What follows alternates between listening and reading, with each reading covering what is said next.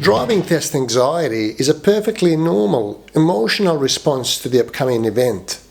So it's not some sort of mental disorder. Often people are, sensitive to knowing that they will be nervous and they can't pinpoint the source of their anxiety other than being anxious by nature, in their words. But let's see what you can do about your anxiety and, how to neutralize the effect. Replace negative thoughts with positive ones. Don't think that disaster is looming around every corner. Visualize how you do it right, how you do it with ease and, with joy as well. Don't tell your friends if you don't have to that you're going for your test, because that puts just unnecessary pressure on you. So, it's easy to break, good news, so don't have to tell everyone that you're going for a driving test. Avoid early morning or late afternoon tests if you don't like congested traffic, or if you don't operate well in the early morning hours. If you're not an early bird, just don't do it early. It's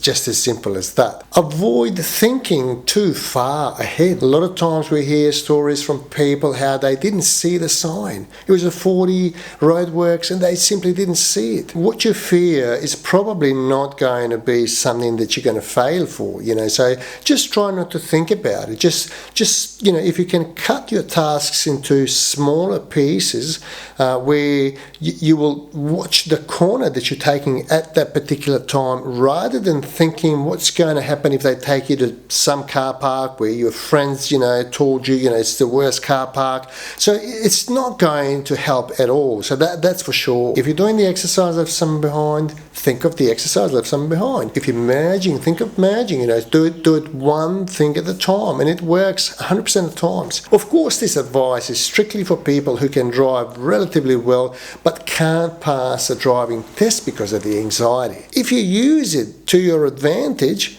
it might be a good thing. So, don't think of it as, something that's going to put you off, that, you're not going to be able to connect, pieces because, you're going to be too nervous. And a lot of times people are just anxious because they know they're going to be anxious. So, there's no, like I said, they can't pinpoint the source of anxiety, where it's coming from.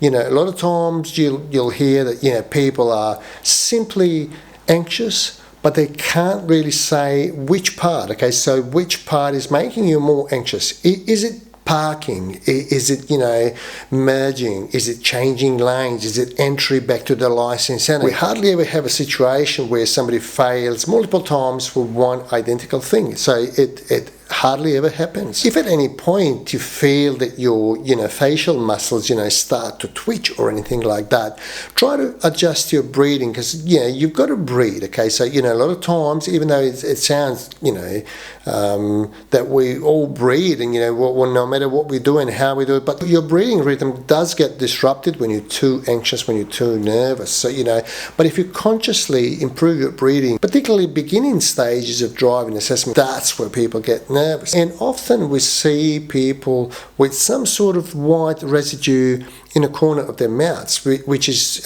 some sort of chemical reaction when you're not breathing properly. So your thinking triggers it, but you've got to understand that it's easily relieved if you do simple conscious actions such as breathing. When you feel too nervous, just make sure that you're breathing and don't let the rhythm go too fast, or that you stop breathing completely. So that's important.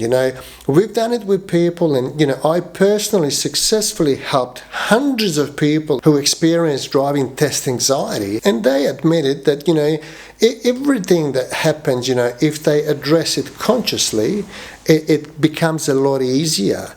Whether it's, telling the assessor, hey, I'm really nervous, by obviously saying, look, I'm not trying to say, look at me differently. I'm not trying to induce the outcome by saying that I'm nervous, but I'm just saying that, And then when you feel that you're, sitting next to a human being, you're going to feel different. So something as simple as that.